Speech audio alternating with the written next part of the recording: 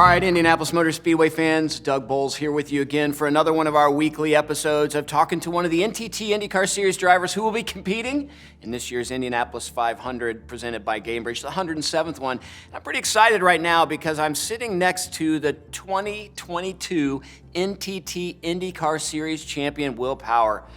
Is it a relief to finally be able to hear that with your name? It's obviously something that everyone aims for every year, but to win another championship, what was it, 8 years after my first, at this age, was very satisfying, very, very satisfying. Because I know that was something that you really wanted to do the last few years, and you were always in the hunt, but it just never came together. So going into that last race at Laguna, were you worried, or did you feel pretty confident?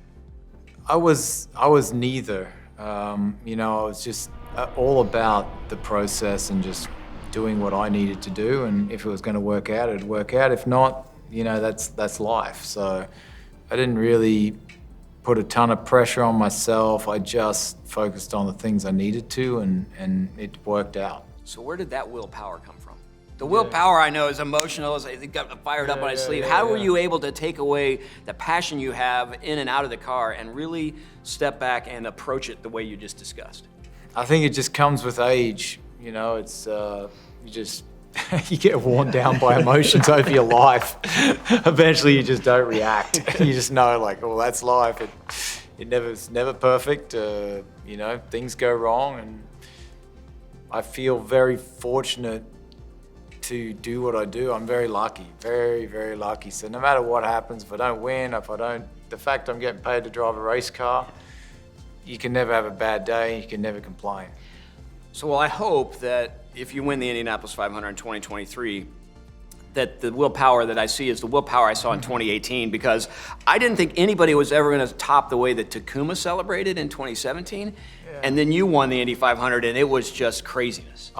Believe me, if I won that race again, I would be equally as excited, maybe more. So don't worry about the victory lane celebration. I'll be back to my old emotional self. Just looking at those images and just your eyes and just how fired up you were, it was amazing. So as you look at it yourself now, 5 years later, does that look like willpower, or does that look like a possessed race car driver who can't believe he just won the 500? Look, how big I built that event up in my mind and how big the event really is, it had weighed on me for a long time. It just had weighed on me. It was such a relief. I just couldn't believe it. I just could not believe it as I was driving into victory lane that happened. Because, it had eluded me for so long. You'd had so many questions about it. So it was such a weight off the shoulders, such a satisfying thing to do on just a perfect sunny day with a full crowd. So do you remember your first moment with Roger Penske after you won that race? It was a good moment, because Roger really wanted me to win that race. As he loves, but he actually really cares for the driver to win it. It's not just for him. He's very excited for someone that hadn't won it, and I've seen that with other drivers. When Laguna won a championship, how happy he was for him when he won his first championship. So. It was a good, very, very nice exchange. So one of the things I really like about you is how there's a side of you that is sort of that really passionate race car driver, but you're also very technical. You're very outspoken. Last year, when we were dealing with our pit warm-up lane, you were one of the guys I called. Obviously, you had an issue because of the way the pit lane was, and one of the things I don't know that our fans know, you are when you've got an idea, you're pretty relentless in terms of the calls and the text messages and kind of moving us forward. Yeah. Have you always been that way, just really focused on helping others and in particular tracks get better and solve their problems? I'm very passionate about the safety aspect because I've seen some pretty nasty stuff in my career in IndyCar, and they've made tremendous strides in safety. And I actually feel fortunate to work with someone like you because you really care. You really care about it. Jay Fry really cares about safety. And that hasn't always been the case with people we've had in the past. So, it's a dangerous sport. We do an unbelievable speed around the speedway. So, little things like that are big things, really. Like, you know, coming out of the pit lane there with, you know, it can't be slippery. Right. You know, coming up on the Right. track is just a terrible situation. But, you know, you were right on it. You know, we're doing everything you know, you did everything you could to fix that problem, which you did. And yes, I've always been pretty passionate on the safety aspect.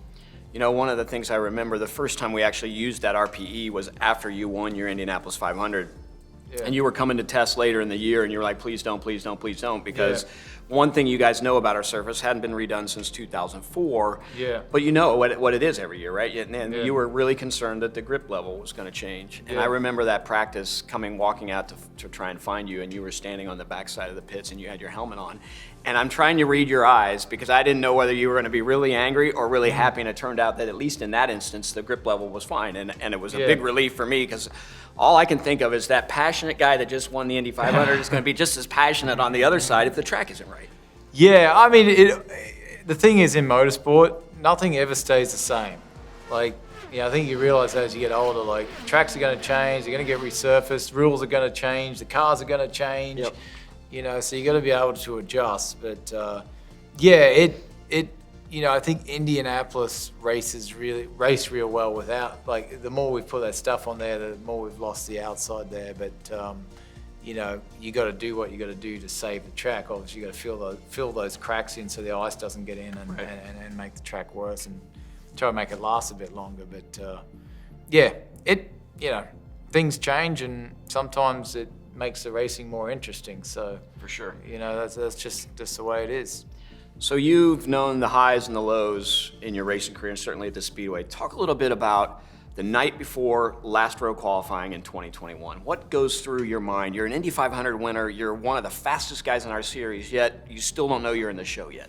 I think you realize how important that one run is the next day, you know, when you go on to sleep. Like, you really could have something go wrong, which it almost did. I brushed that wall, like, Right. I could have damaged suspension, you're done. You're not in the field, which is just crazy for the team that I drive for, because it's so important to be in the field. But it gave me a huge appreciation for what it means to get in the field, because I hadn't been in that situation before. It really means a lot to make the field. And I have to say, you know, I was more excited about that last row than I was on some of my front rows. You know, some of the front rows I was so disappointed not to get pole. It's one position off pole, but to get in the field, the last row, that was an experience. And you know, it took a brave run, really. Like, man, the last lap, my grip was so tight. I brushed the wall. Yeah, but huge appreciation for, you know, people that go through that each year when you don't have the car and you've got to hang it out there and you get in. That's a big deal to make that field in Indianapolis. That's only 33 people get to do it each year. So I don't think people really understand necessarily that qualifying is difficult, even if there's not 34, 35 cars, just getting in. When you're, especially if you're trying to be in the top 12 or run up front, I mean, those have to be the most harrowing 4 laps of the month when you're there. They are. You know, when I first started, that was my favorite part. It's become my least favorite part because it's so on edge. I think the tire changed a little bit, probably about eight or 9 years ago, where they brought the gauge down, so there's less feel through the tire, and it makes it, I would say, less progressive. So it doesn't tell you when it's going to go. So it has become much tougher to qualify. It's something that you don't enjoy as much. Right. You know, you got to hang it out there. Right. You got to hang it out. It's very enjoyable when you get the run done. That's what I would say. And you've got to trim more. Like, the field is way more competitive. So you are, you know, you've taken more downforce off. You're hanging it out more. It is harder than when I first started. So this could be your 16th Indianapolis 500, so you've sort of become the senior in the group, one of the guys that people look up to. So from 2008, when you started, you think about all the drivers you've gotten to race with. One of the things that I really appreciate about you is your investment in youth, your investment in karting.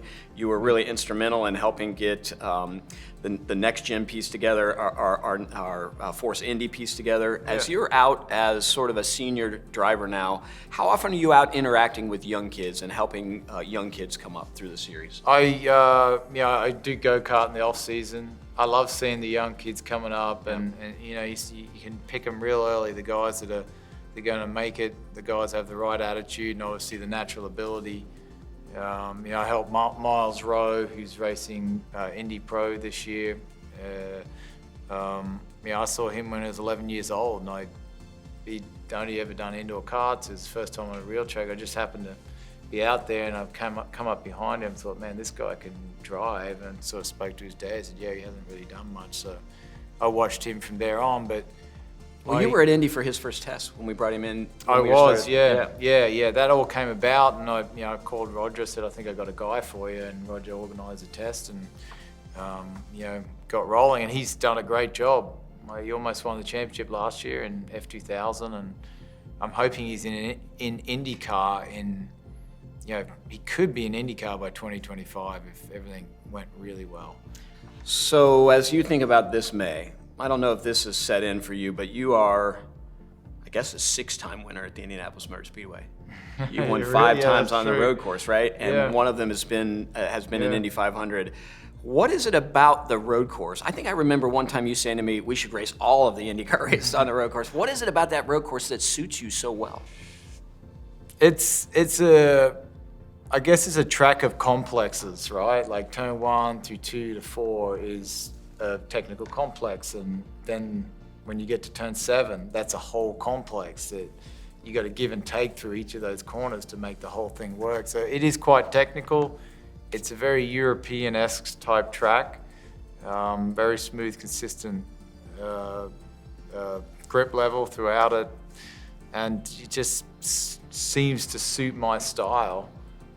Which I try to do that at every track, but I really enjoy that track. I just really enjoy it. I mean, there's been years where I've struggled there, but I always go back, do my homework, come back and get it right. But yeah, do love the place. Obviously love Indianapolis, the city, and I love that track. And yeah, we always look forward to going there. We're lucky, we get to race there twice now.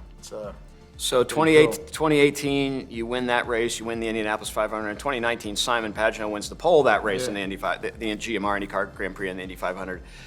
Possible in 2023 that you could pick up a GMR Grand Prix win, a pole, an Indy 500 win, and win again in August?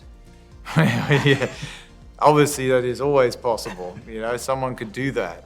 And that's usually the goal. It's something I haven't actually thought about, that you could actually go and win all 3, which would be pretty crazy. Yep. Be pretty crazy. These days in IndyCar, to win, multiple times is very tough. There's so many guys in there and so many good teams that can win. So it's, but that's, I'll be thinking about that now. Well, good. Well, that's the next thing is somebody's got to do at this speed. We'll be thinking about that. Well, race fans, our 2022 NTT IndyCar Series champion took him a while to get that second one, but I know he's relieved to hear that this year, so he can just focus on getting that second Indianapolis 500 and maybe picking up a back-to-back NTT IndyCar Series championship. Will Power.